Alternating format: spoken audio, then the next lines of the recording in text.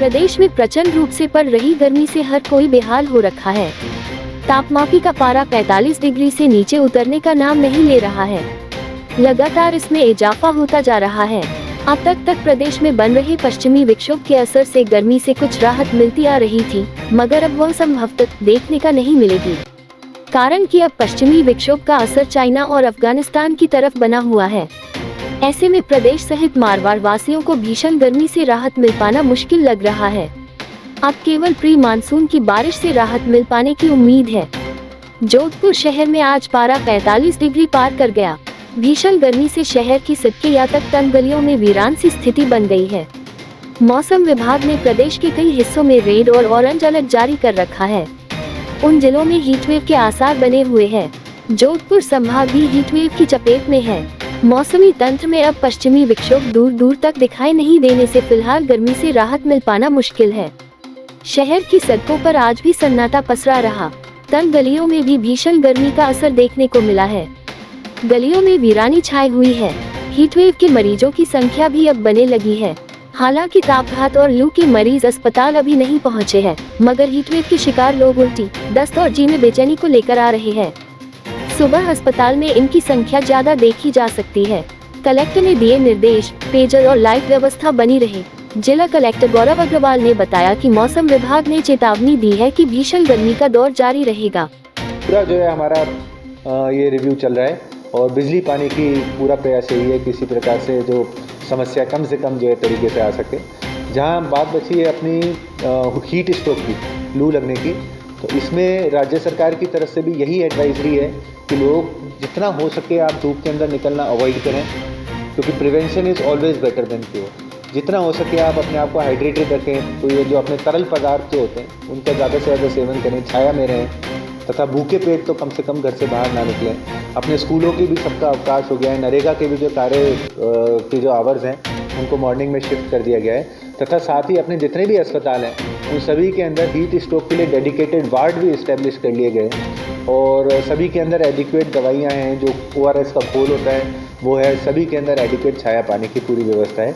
तो इस प्रकार से फिर भी मैं कहूँगा कि सभी ध्यान रखें। देखो, प्रिवेंशन हमेशा क्योर से बेटर होगा और जहाँ तक हो सके हम कोशिश करें कि हमारे को हीट स्ट्रोक ना लगे। फिर भी लगता है तो जो अपना मेडिकल विभाग जो है पूरी तरीके से इससे निपटने के लिए तैयार है।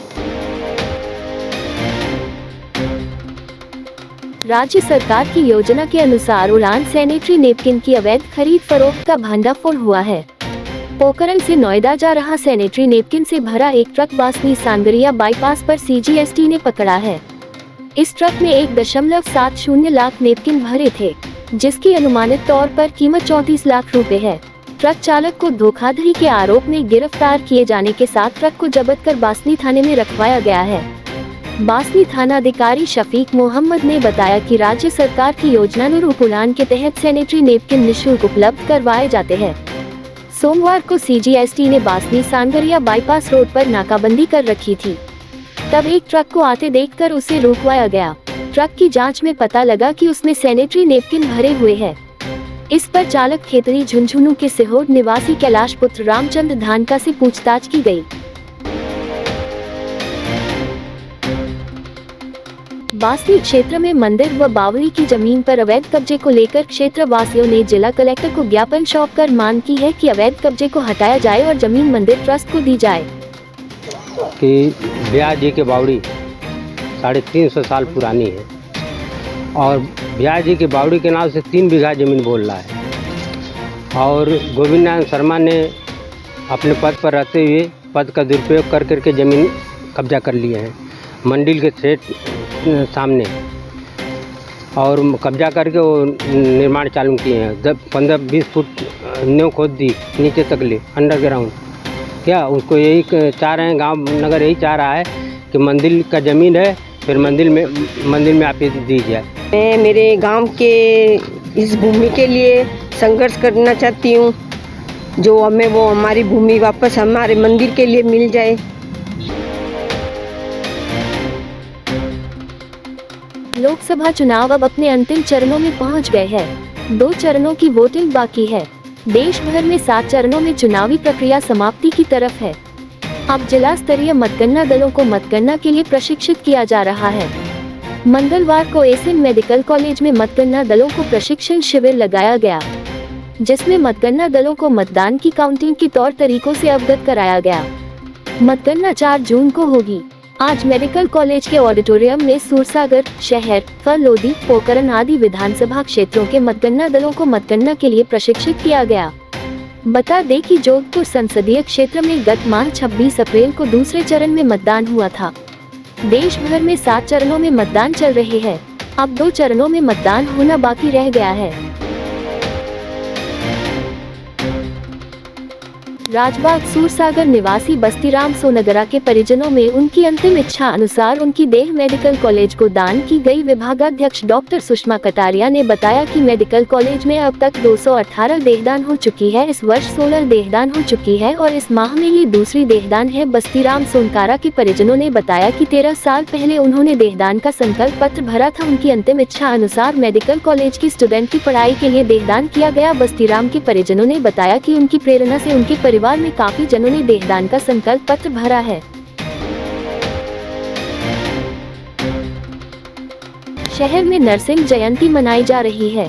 भीतरी शहर स्थित नरसिंह मंदिर में चतुर्दशी पर कई धार्मिक कार्यक्रमों आयोजन आज किया गया। सोमवार को भी शहर में नरसिंह चतुर्दशी मनाई गई थी। इस अवसर पर नरसिंह अवतार खंभा फाकर प्रकट हुए और गली मोहल्लों में उन्हें देखने के लिए लोगों का हुजूम उमड़ पड़ा। मंदिर में नरसिंह अवतार के जयकारे गूंज उठे। शहर की सिटी पुलिस क्षेत्र में आए नरसिंह मंदिर को आकर्षक फूल मंडली से सजाया गया है।